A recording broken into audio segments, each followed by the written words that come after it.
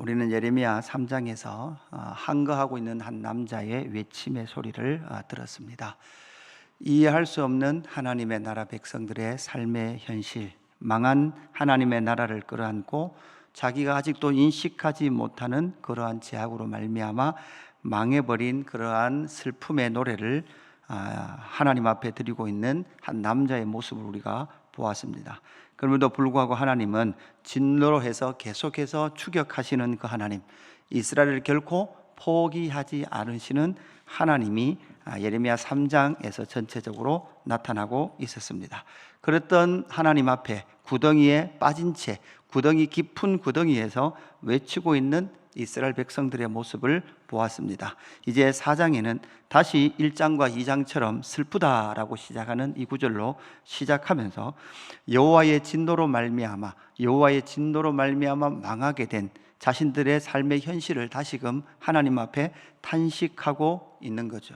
그래서 오늘 이 4장의 본문에는 왜 여호와의 진노의 이유가 무엇인지를 우리는 이 본문에서 찾아야 합니다. 지금 예레미야 애가의 시인은 여호와께서 진노하신 그 이유가 무엇인가를 하나씩 찾아가고 있는 거죠.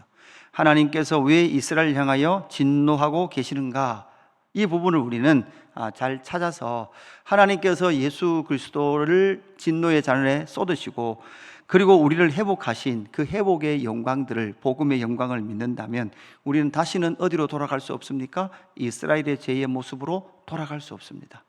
우리는 결코 돌아가서 이스라엘이 범했던 그 죄악의 모습에서 살 수 없는 자들이 바로 신약의 성도요, 교회입니다. 여호와께서 진노하신 이유가 무엇입니까? 첫째는 6절 후반절에 보니까 이제는 딸 내 백성의 죄가 소돔의 죄악보다 무겁도다, 이렇게 말씀하고 있습니다. 전반부에 나오는 1절부터 6절까지 나오는 그 모습을 보면 1절이 이렇죠. 슬프다, 어찌 금이 빛을 잃고 순금이 변질하였으며 성소의 돌들이 거리 어기마다 쏟아졌는고. 성소의 돌들이라고 하니까 벽을 쌓았던 돌일 수도 있습니다. 그러나 성소의 돌들이라는 것은 에봇과 흉패에 붙였던 돌로도 많이 해석이 됩니다. 에봇과 흉패에는 12돌이 있었습니다. 그 12돌에는 다 뭐가 적혀 있었습니까? 이스라엘의 12지파의 이름이 적혀 있었습니다. 그러니까 결국은 이스라엘 백성들이 지금 빛을 잃고 순금이 변질하여서 성소의 돌들이 거리마다, 그래서 오늘 본문에 보면 거리라는 게 하나, 그죠? 1절에, 그리고 5절에, 8절에, 14절에, 18절에 이어지면서 계속해서 그들이 지금 하나님의 영광을 잃어버린 채 거리에 나들고 있는 그 모습을 우리에게 보여주고 있죠. 그래서 2절 말씀을 보니까 순금에 비할 만큼 보배로운 시온의 아들들이 어찌 그리 토기장이가 만든 질항아리 같이 여김이 되었는고, 이렇게 말하고 있죠. 보배로운 시온, 이렇게 할 때 우리는 신의 산 언약을 통하여 거룩한 백성 제사장 나라, 나의 소유된 백성 할 때 그게 바로 보배로운 백성이죠. 하나님께서 그들을 소유 삼으셔서 하나님께서 하시고 싶은 일이 있었습니다. 그것이 무엇입니까? 순금이 빛을 내서 모든 민족이 복을 받도록 하시기 위하여서 그들을 불렀습니다. 그럼에도 불구하고 그들은 하나님의 부르심에는 관심이 없었습니다. 오직 어디만 관심이 있었습니까? 소돔의 죄악이었습니다. 그러니까 하나님께서 왜 부유하게 해주셨는지, 하나님께서 왜 빛나게 해주셨는지에 대한 생각은 없었습니다. 오직 노아의 때는 어땠습니까? 시집가고 장가가고 먹고 마시는 것이 그들의 삶의 목적이었습니다. 소돔과 고모라도 어땠습니까? 탐욕과 욕심에 빠져 있었습니다. 자신의 육신의 정욕을 쫓아 살았던 시대가 바로 소돔과 고모라의 시대였죠. 하나님의 부르심, 하나님의 나라 백성들, 성도는 하나님의 부르심을 1초도 주저거림 없이 고백할 수 있어야 되는 사람들이 바로 하나님의 나라 백성들입니다. 하나님이 나를 왜 부르셨는가? 하나님이 나를 왜 부르셨는가? 하나님께서 나를 왜 구원하셔서 새 생명 주셨는가? 대한 분명한 고백이 있는 것이 바로 하나님 나라 백성들인데, 지금 이스라엘 백성들은 그 모든 하나님의 부르심의 목적을 잃어버린 채 오직 뭐가 됐다는 거예요? 소돔의 죄악보다 그들의 죄악이 무겁다. 왜? 하나님의 부르심을 잊어버리고 육신의 정욕을 쫓아 살았던 자들이 바로 소돔의 시대였기 때문에 그러합니다. 그러한 삶의 비극은 무엇입니까? 거리마다 죽음과 그 시체들이 널려 있을 뿐만 아니라 자녀들을 삶아 먹는 10절 말씀에 나오죠. 딸내 백성이 멸망할 때에 자비로운 부녀들이 자기들의 손으로 자기들의 자녀를 삶아 먹었도다. 여러분, 이 말씀도 이미 신명기 28장, 모세가 신명기 약속을 통해서 신명기 28장 5절, 56절, 57절 말씀을 보면 이 말씀이 나오죠. 그들이 낳은 자녀를 그들이 다시금 삶아 먹게 될 것이다 라는 신명기 말씀이 이미 이러한 상황들을 예언해 놓고 있는 거죠. 두 번째, 여호와가 진노하신 이유가 무엇입니까? 11절에 보니까 여호와께서 그의 분노를 내시죠.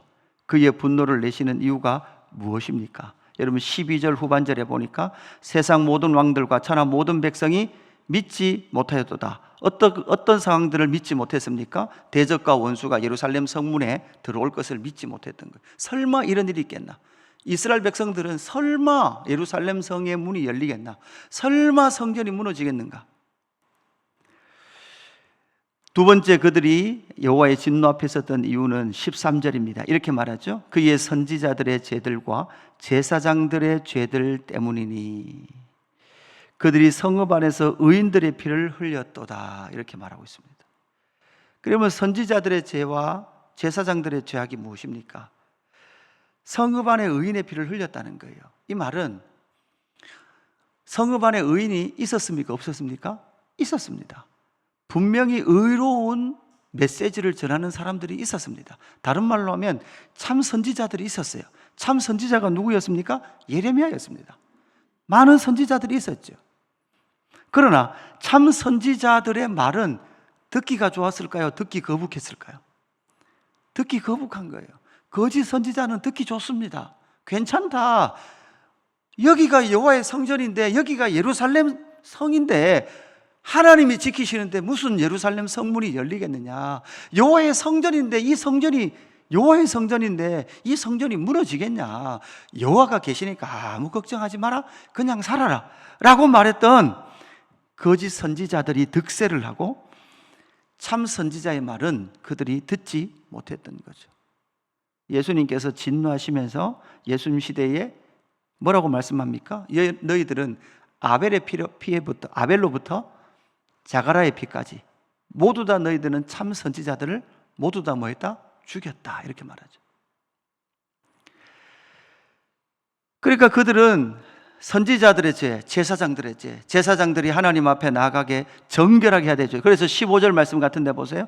그러니까 거리에 더러워지고 피 흘린 자들을 아무도 만질 수 없다 이렇게 말하면서 15절 사람들이 그들에게 외치기를 저리 가라, 부정하다, 저리 가라, 저리 가라, 만지지 마라.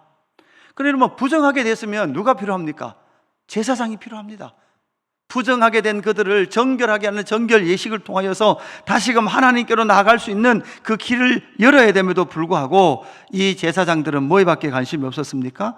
재물을 통하여 돈 벌 생각밖에 없었던 자들이 제사장들이었습니다. 그러면 백성들은 괜찮았습니까? 백성들도 마찬가지죠. 16절 여호와께서 노하시어 그들을 흩으시고 다시 돌보지 아니하시리니 그들이 제사장들을 높이지 아니하였으며 장로들을 대접하지 아니하였음이로다. 성읍 안에 의로운 자들의 피, 하나님의 말씀을 외치고 하나님의 진리를 외치는 자들, 지금이나 그때나 이런 사람들은 별로 인기가 없습니다. 사람들이 별로 좋아하지 않습니다. 이것이 결국은 하나님의 진노의 대상이 되었다라고 말씀하고 있습니다. 세 번째는 무엇입니까? 세 번째는 잘못된 신뢰, 잘못된 믿음입니다. 17절에 보니까 우리가 헛되이 도움을 바람으로 그들의 눈이 상하며 우리를 구원하지 못할 나라를 바라보고 뭐 했다는 거예요? 바라보았다는 거예요. 그러니까 여러분, 애굽이냐 바벨론이냐 이 문제가 아니에요. 애굽이냐 바벨론이냐 문제가 아니라 여러분 뭐라는 거예요? 하나님을 바라봐야 되는 거죠. 하나님의 뜻이 어디에 있는가를 봐야 됨에도 불구하고 그들은 거기에 관심이 없었던 거예요. 그들은 늘 정서적으로 지냈던 애굽을 의지했습니다. 여러분, 바벨론을 의지하라 그랬어요? 바벨론에게 항복하라 그랬어요? 항복하라 그랬어요. 항복하라. 누구도 의지했습니까? 20절 보니까 이렇게 말하죠. 우리의 콧김, 곧 여호와께서 기름 부으신 자가, 이렇게 말합니다. 여기서 여호와께서 기름 부은 자가 누굽니까? 그 유다 말기의 왕들이었어요. 왕들. 요야김은 좀 잘하겠지, 그죠? 시드기야는 좀 잘하겠지. 이제는 우리가 이 나라의 통치자를 뽑을 때마다 그 기대하잖아요. 이번에 대통령은 좀 잘하겠지. 여러분, 그 기대에 만족하는 왕들이, 통치자가 있었습니까? 없었습니다. 하나님이 뭐를 가르쳐 주시는가 하면 그들은 믿을 대상이 아니다라는 것을 우리에게 인식하라고 말하는데, 우리는 계속해서 믿어요. 그들이 잘하겠지. 아니라 하나님께서, 하나님을 바라봐야 되고 그리스도를 의지해야 된다, 그리스도를 신뢰해야 된다라고 말씀하는데도 불구하고 그들은 잘못된 신뢰, 잘못된 믿음을 가지고 살아가는 거죠. 그런데 결국은 여러분 뭐라고 말합니까? 여호와께서 기름 부으신 자, 이렇게 말하죠. 그러니까 여러분, 결국은 모든 원망은 결국 누구에게 가요? 여호와께 가요. 자신들의 죄는 생각하지 않고 결국 원망은 누구에게 갑니까? 여호와께로 가요. 여러분, 교회 안에서 사람들이 서로 싸우죠. 서로 싸우다가, 싸우는 자들이 서로 싸우다가 마지막에는 원망이 누구한테 갈까요? 그러니까 목사한테 가는 거예요. 모든 원망은 목사에게. 이게 교회의 특징인 것 같아요. 그러니까 모든 원망은 결국은 누구에게? 여호와 당신이 기름 부어 세운 왕 아닙니까? 인간은 의지할 대상이 안 됩니다. 신뢰할 대상도 되지 않습니다. 하나님께서 우리가 이 땅을 살다가 사람에게 실망할 일 있죠? 사람에게 실망할 일을 왜 주실까요? 교회를 떠나라고요? 교회에 사람 믿을 게 못 된다. 당연히 교회 다니는 사람도 믿음의 대상이 아니죠. 사람을 믿지 못하니까 누구를 신뢰하라는 거예요? 하나님을 신뢰하라는 거예요. 하나님을 신뢰하고 하나님을 의지하고 그리스도를 믿으라, 그리고 그를 따르라 라고 말씀하는데도 이스라엘 백성들은 구원받지 못할 나라들을 바라보고 기름 부어 세웠다라고 말하는 왕을 믿으며 살았던 그들의 죄악이 결국 여호와의 진노의 근원이다라는 것을 말씀해 주고 있습니다.